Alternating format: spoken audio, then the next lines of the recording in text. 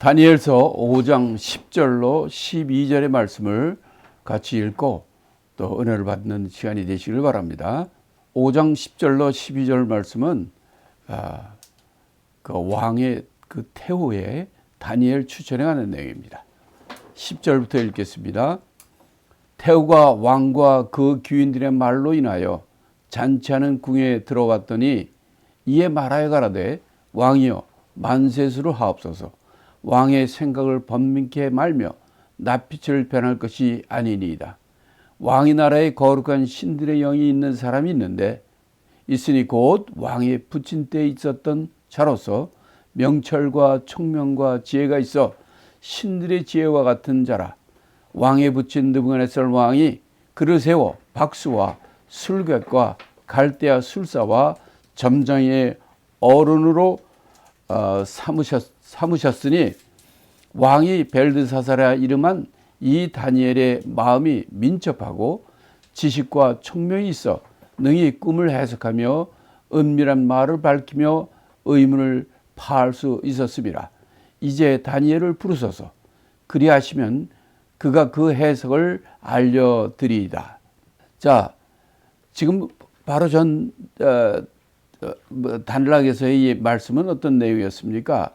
그 벽에 손으로 글씨를 썼는데, 글씨가 왕의 그 빈벽에 쓰여 있었는데, 그걸 보고 전부 그 번민하고 무릎이 떨고 아주 그냥 뼈가 녹는 듯하는 이런 일이 벌어지고, 또 그래서 많은 술사와 박사들을 불렀는데 그들이 아무것도 알지 못하는 거예요. 이랬을 때 그 소문을 듣고 태후가 왕궁에 들어왔다는 얘기입니다. 그럼 여기서 태후가 누군가 하는 거예요. 우리 본문의 내용을 보면은 이 태후가 우리 영어로는 퀸이라고 되어 있는데 그것도 왕비, 그러니까 왕비라는 얘기죠. 왕비라는 얘기인데 이 왕비가 누구의 왕비인가 하는 거죠. 여기서 보면은 내용으로 보면은 이 지금 이 왕의 벨사살 왕의 와이프가 아니에요. 이 사람은 벨사살 왕은 지금 다니엘을 알지 못하고, 그러나 이 태후는 그 다니엘에 대해서 너무나 잘 아는 사람이에요. 그래서 이 태후가 누구냐면 바로 이 그 벨사살 왕의 아버지, 그러니까 엄마가 되는 거죠. 그 아버지도 왕이었을 테니까 그거의 와이프. 그리고 이 사람은 그 다니엘에 대해서 너무나 잘 아는 사람인 것을 우리가 알 수 있습니다. 그래서 다니엘을 추천하는 거예요. 그래서 태후가 하는 말이 걱정하지 말라. 이 나라에는 그 전에 거룩한 신의 영이 있는 사람이 있는데, 이거는 왕이 붙인, 다시 말하면 느부갓네살 왕 때 있었던 자고, 그 사람은 아주 명철과 총명과 지혜가 있고 신들의 지혜와 같은 그런 사람이라는 거예요. 그래서 이 사람을 느부갓네살 왕이 그를 박사장으로 세웠다는 겁니다. 이런 사람이고, 여러분이 아는 것처럼 이 다니엘은 느부갓네살 왕 때 아무도 모르는 그 꿈을 다 얘기하고 그 해석을 하고 그런 일을 여러 번 했지 않습니까? 그것을 잘 알고 있는 거예요, 태후가. 그러니까 이 태후라는 것은 퀸이지만, 왕비도 아버지 왕의 왕비가 있고요, 그 아들 왕의 왕비가 있고, 그러니까 우리 한국말에도 이런 거 있어요. 대왕 대비 마마. 왕비 중에서도 아주 제일 높은 어른의 왕비, 태후를 태후라고 그러는 거예요. 그래서 이것은 지금 벨사살 왕의 와이프가 아니라 그 아버지 왕의 와이프인 겁니다. 그래서 이게 그 역사를 통해서 보면 이게 누구냐 하면 느부갓네살 왕의 딸이에요. 그러니까 벨사살 왕의 아버지가 이 느부갓네살 왕의 딸과 결혼한 거예요. 그래서 나중에 이게 왕이 된 거예요. 근데 그의 아들이 벨사살 왕이고, 벨사살은 생각해 보세요. 다니엘이 느부갓네살 왕이 43년 동안 왕 노릇했습니다. 그리고 지금 벨사살 왕은 바벨론 나라의 마지막 왕이에요. 지금 오늘 5장의 얘기는 바벨론 나라의 망하는 마지막 날 잔치 때 얘기입니다. 그래서 이 벨사살 왕은 다니엘을 알지 못하는 거예요. 근데 그의 엄마인 느부갓네살 왕의 딸 공주인 이게 이제 태우가 된 건데 이 사람이 다니엘을 너무나 아는 거죠. 그래서 이 태우가 다니엘을 추천한 겁니다. 그래서 이 다니엘을 이렇게 소개하고 그래서 다니엘의 이 바벨론식 이름이 벨드사살입니다. 그리고 그래서 이제 걱정 마시고 다니엘을 부르시면 그가 해석을 잘 알려드릴 겁니다. 이렇게 하니까 이제 벨사살 왕이 마음이 좀 많이 누그러졌겠죠. 자, 그러면 이 5장 13절부터 16절 말씀 그 뒤에는 어떻게 됐는지 한번 우리가 같이 읽고 말씀을 통해서 은혜를 받기를 바랍니다. 이에 다니엘이 부름을 입어 왕의 앞에 나오매 왕이 다니엘에게 말하여 가로되 내가 우리 부왕이 유다에서 사로잡아온 유다 자손 중에 그 다니엘이냐? 내가 네게 대하여 들은즉 네 안에는 신들의 영이 있으므로 내가 명철과 총명과 비상한 지혜가 있다 하도다. 지금 여러 박사와 술객을 내 앞에 불러다가 그들로 이 글을 읽고 그 해석을 내게 알게 하라 하였으나 그들이 다 능히 그 해석을 내게 보이지 못하였느니라. 내가 네게 대하여 들은즉 너는 해석을 잘하고 의문을 파한다도다. 그런즉 이제 네가 이 글을 읽고 그 해석을 내게 알게 하면 네게 자주옷을 입히고 금사슬을 네 몸에 들이우고 너로 나라의 셋째 지리자를 삼으리라. 이렇게 다니엘이 이제 궁의 태우의 왕비 태우의 추천을 받아가지고 다니엘이 왕의 앞에 나오되는 겁니다. 이럴 때 왕이 다니엘에게 한 말을 잘 들어보세요. 뭐라고 얘기하느냐면 부왕이 그러니까 느부갓네살 왕이 그전 왕 느부갓네살 왕이 유다에서 잡아온 유다 자손 중에 그 다니엘이냐? 이라고 물어본 거예요. 이렇게 물어보는 것은 어떤 의미가 있을까요? 분명히 첫 번째는 그 태우는 왕에게 다니엘을 추천할 때 뭐라고 추천했습니까? 12절에 보니까 이 사람은 벨드사살이라 합니다. 라고 하면서 다니엘을 부르셔서 이렇게 얘기했어요.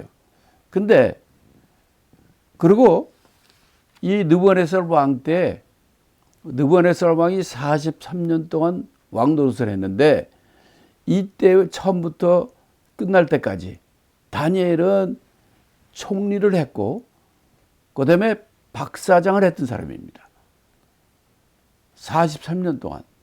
그리고 오늘은 바벨론이 67년 동안 있었는데 67년이 그러니까 바벨론 망하는 날이니까 67년 됐어요. 그럼 다니엘이 지금 몇 살입니까? 17살에 잡혀왔다 생각하고 67년이 되면 어떻게 됩니까? 그럼 84살이에요. 그리고 느부갓네살 왕 때 43년 동안 총리를 43년은 아니죠. 2년째부터 했으니까 42년 동안 총리하고 박사장을 했던 사람입니다. 그런데 그런 80이 넘은 다니엘이 왕 앞에 왔을 때 왕이 다니엘 보고 하는 얘기가 우리 부왕 느부갓네살 왕이 유다에서 잡아온 그 유다 자손 중 그 포로 중 하나냐? 포로 중 다니엘이냐? 이렇게 물어보는 거예요.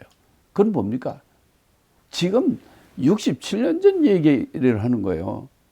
그 43년 동안 총리를 하고 박사장을 했던 다니엘을 보고 그런 건 다 합세고 옛날에 우리 느부갓네살 왕이 유다에서 잡아온 유다 자손 포로 그 다니엘이냐? 이렇게 물어보는 거는 뭘 합니까? 깔보는 거죠. 다니엘은 잡혀올 때는 물론 그랬죠. 67년 전에. 그렇지만은 그 후에 43년 동안 그 나라의 총리와 박사장을, 바벨론의 박사장과 총리를 했던 아주 대단한 사람이거든요. 그런데 왕은 의도적으로 다니엘을 깔아보는 거죠. 멸시해보는 거죠. 그래, 네가 그때 포로로 잡혀온 유다 자손 그 다니엘이냐? 이렇게 물어보는 걸 보면 왕이 다니엘을 신뢰하지 않는 것을 알 수가 있어요. 낮춰보는 것을 우리가 알 수 있는 거죠. 그렇게 얘기를 하고 그 다음에 이제 이렇게 얘기를 하는 거예요. 그러나 내가 들으니까 너에겐 신들의 영이 있어가지고 명철과 총명과 지혜가 있다. 그렇게 얘기하더라. 이렇게 얘기를 하는 거예요. 자, 이걸 보니까 다니엘이 처음 들어왔을 때 이 왕은 다니엘을 신뢰하지 않았고, 내가 들으니까 소식 들으니까 뭐 이렇게 하지만 전적으로 신뢰하지 않는 것을 우리가 알 수가 있습니다. 자, 근데 좀 궁금한 게 있어요. 다니엘이 43년 동안 바벨론 느부갓네살 왕 밑에서 총리를 하고 그 유명한 많은 업적을 이루고 이런 사람인데 어찌 그 후왕인 벨사살 왕이 다니엘에 대해서 이렇게 모르는가? 그런 생각이 들죠? 저도 그런 생각이 듭니다. 그런데 우리가 이 벨사살 왕이 누군지를 알게 되면은 좀 이해가 돼요. 아니, 바벨론이란 그냥 멸망하지 않는 영원한 나라 같은 그 강력한 나라가 어찌 오늘 밤에 큰 잔치를 1000명이나 되는 귀인들을 데리고 하는 이 잔치날, 그날 메데파사 연합군에 의해서 멸망하느냐는 말이에요. 그러니 영적으로는 벌써 이 벨사살 왕이 하나님을 대적하고 하나님의 보실 때에 정말 악한 자인 것을 우리가 알 수가 있죠. 그건 뭐 우리가 금방 알 수가 있는 겁니다. 자, 그렇지만 지금 하여튼 그러나 이 벨사살 왕은 지금 자기가 그렇게 술 먹고 난리치고 그러는데 그 왕궁의 벽에 손가락이 나와가지고 글자를 써 있고 뭐 이런 걸 보니까 이건 보통 일이 아니지 않습니까? 어떻게 그런 일이 있을 수가 있습니까? 아니, 손이 나와가지고 손가락이 벽에다 대고 글씨를 막 쓰고 그게 그 수많은 사람이 다 보는 앞에 그런 일이 벌어졌으니까 이거는 진짜 궁금하기도 하고 불길하기도 하고 어려운 거죠. 근데 아무도 모르는 거예요. 이때 다니엘은 이미 나이가 84이고 이미 느부갓네살 왕이 죽은 다음부터는 그가 이렇게 실질적 공식적인 나라 일을 하지 않았던 것으로 알 수 있어요. 그러니까 왕이 모르죠. 벨사살 왕이 다니엘을 잘 모르고 있잖아요. 자, 그것은 이미 다니엘은 이 나라가 멸망해가고 좋지 않은 왕들 밑에서는 일하지 않고 이미 하나님이 접어놨구나 생각을 했는지 몰라요. 자, 그래서 이 벨사살 왕이 다니엘한테 다시 얘기합니다. 네가 이 글을 읽고 해석을 알게 하면 내가 3가지 상을 주겠다. 그 3가지 상이 뭐냐? 너에게 첫째, 자주옷을 입히겠다. 자주옷은 뭐냐? 자주 색깔의 염색, 지금은 원래 이제 과학이 발달해가지고 다 하지만 옛날에는 자주 색깔을 퍼플, 자주 색깔 그 색깔을 나는 염색, 그 색깔을 나는 게 굉장히 힘듭니다. 굉장히 돈이 들고 비싸요. 그래서 이거는 왕이나 그런 높은 사람들만 해 입는 옷이에요. 색깔이, 자주옷이. 자수를 입는 것은 왕과 같이 그런 제후를 해주겠다라는 것이고, 그 다음에 금사실, 금목걸이죠. 쉽게 하면. 금목걸이라는 것은 지금은 아무나 돈만 있으면 살 수 있지만은 그 당시에는 금목걸이라는 것은 아주 높은 지위를 상징하는 거예요. 그런 사람으로 너를 대접하게 되는 거예요. 그 다음에 더 중요한 건 3번째입니다. 바로 너로 나라의 셋째 치리자를 삼겠다. 이렇게 해준 거예요. 그럼 여기서 우리가 질문이 생깁니다. 셋째 치리자? 나라의 셋째 치리자? 이게 뭐야? 이런 생각이 되죠. 셋째 치리자가 있다는 얘기는 첫째 치리자가 있고 둘째 치리자가 있다는 거예요. 그럼 첫째 치리자는 누구고 둘째 치리자는 누구고 셋째 치리자는 이제 다니엘, 네가 이거 맞추면 너에게 주겠다는 거예요. 그럼 도대체 무슨 직책이야? 이런 생각이 되죠. 이미 다니엘은 그 느부갓네살 왕 때 총리 둘째 치리자 했었어요. 왕 다음에 두 번째 룰러란 말이에요. 근데 여기서는 지금 third ruler, 셋째 치리자를 만들어 주겠다는 거예요. 왜 셋째 치리자입니까? 그럼 누가 첫째고 누가 둘째고 그 다음에 셋째는 다니엘이라는 얘기인데 그럼 첫째 누구고 둘째 누구냐? 여러분 어떻게 생각하십니까? 첫째는 그럼 벨사살 왕이 첫째일 거고 그럼 둘째는 누구? 왕비? 아니면 누구? 이게 좀 이상해지죠? 근데 계속해서 여기 5장에서는 셋째 치리자를 한다 이렇게 하고 끝까지 결국은 다니엘이 셋째 치리자가 됩니다. 이거는 여러분이 지금 궁금증을 갖고 계신데 좀 뒤에 가서 제가 다시 말씀드리겠습니다. 자, 셋째 치리자에 대해서 우리가 얘기를 하려면 우리가 이 바벨론 나라를 역사를 잘 알아야 돼요. 바벨론 나라는 이게 정확히 얘기하면 신바벨론, 뉴 바벨론 킹덤 나라입니다. 이 나라의 첫 번째 왕이 바로 느부갓네살 왕이에요. 그래서 느부갓네살 왕이 첫 번째 왕으로 돼가지고 43년 동안 왕 노릇하고 죽었어요. 그 이후로 어떻게 되느냐? 그 이후로 왕들이 5명이 나옵니다. 이 앞에 지도 우리가 이런 도표 보는 것처럼 느부갓네살 왕이 43년 하고 죽었습니다. 신바벨론 나라는 67년 동안 나라가 유지했는데 그 이후로 왕이 나온 게 5명이 나와요. 첫 번째는 에빌 무로닥이라는 사람, 두 번째는 네르갈 사레셀이라는 왕, 그 다음에 세 번째는 라바시 마르독, 그 다음에 네 번째는 나보니두스, 그 다음에 다섯 번째가 벨사살입니다. 그런데 첫 번째 느부갓네살 왕이 죽은 다음에 그의 아들이 에빌 무로닥이라는 왕으로 등극을 했는데 2년도 안 돼가지고 암살당해서 죽어요. 그래서 그 다음에 그 암살시킨 자가 네르갈 사레셀이라는 자인데 이 사람이 왕이 됐지만 또 1년 돼서 죽고 그 다음에 라바시 마르독도 왕이 됐는데 이것도 나보니두스라는 그 벨사살 왕의 아버지입니다. 이가 그를 죽이고 왕이 되는 거예요. 그러니까 이 짧은 몇 년 사이에 왕이 네 명이 이제 바뀐 거예요. 그게 바로 누구냐면 나보니두스라는 이 벨사살 왕의 아버지예요.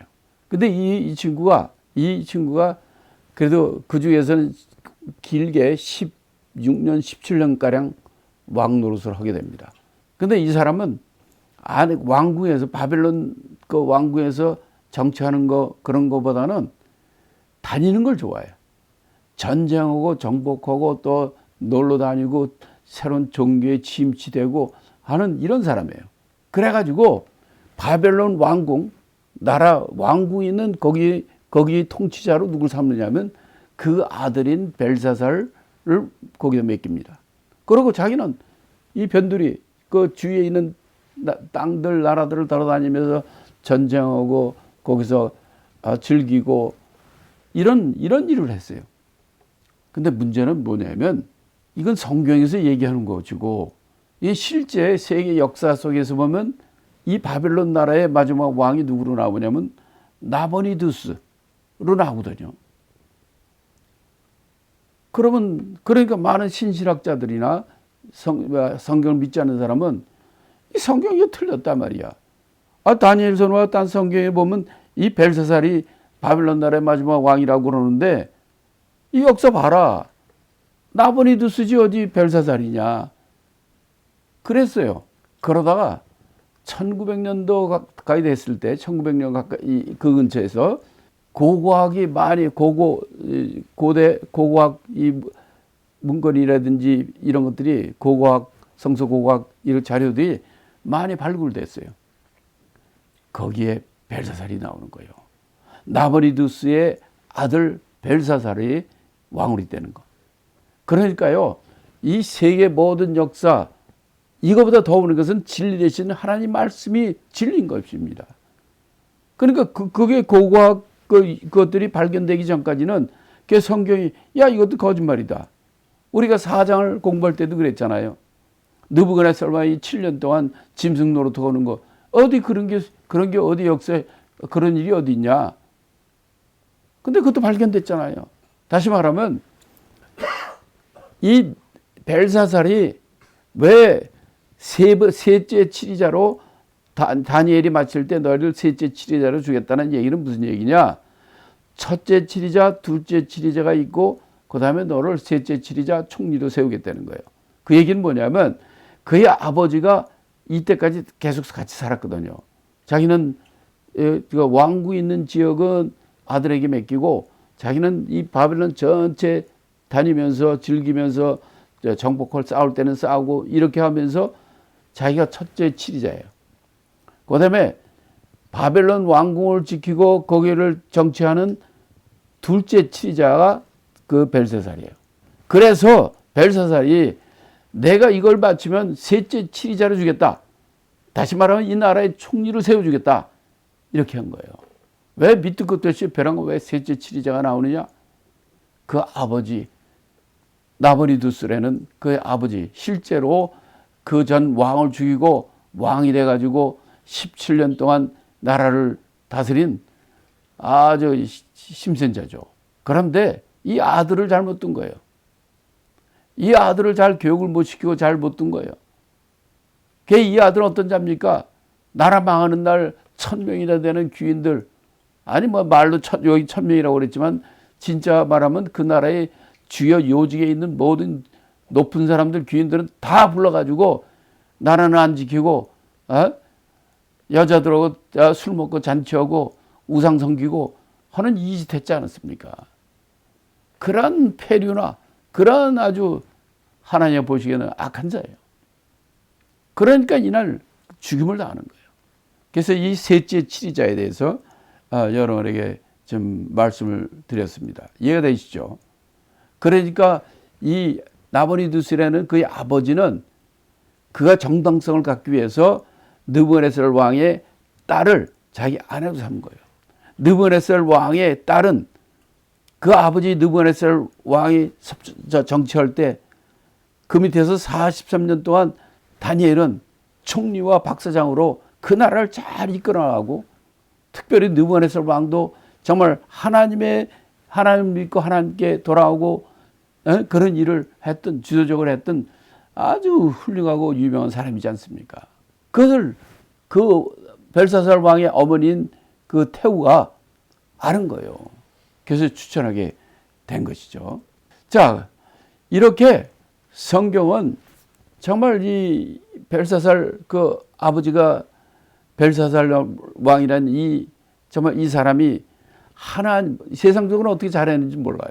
그렇지만은 하나님의 앞에 대적하고 하나님 앞에 우상과 불의와 이런 걸 하는 사람이 되니까 바로 이날 밤에 정말 하나님 앞에 멸망하고 마는, 그래서 그 나라가 없어지는 이런 일이 일어나는 걸 봅니다. 그래서 우리는 언제나 하나님은 우리가 직접 눈으로 볼 수 없지만 하나님의 공의와 하나님의 진리와 하나님의 그 영광을 위해서 사는 사람이 돼야지, 하나님을 대적하고 우상을 섬기고 공의치 못한 일을 하는 이런 자는 이렇게 멸망하게 되는 것을 우리가 알 수 있습니다. 그래서 늘 정말 하나님께 영광을 돌리고 하나님의 공의를 따라서 하나님 앞에 정말 영광을 돌리고 귀한 사람이 되는 저와 여러분이 되기를 예수 이름으로 축복합니다.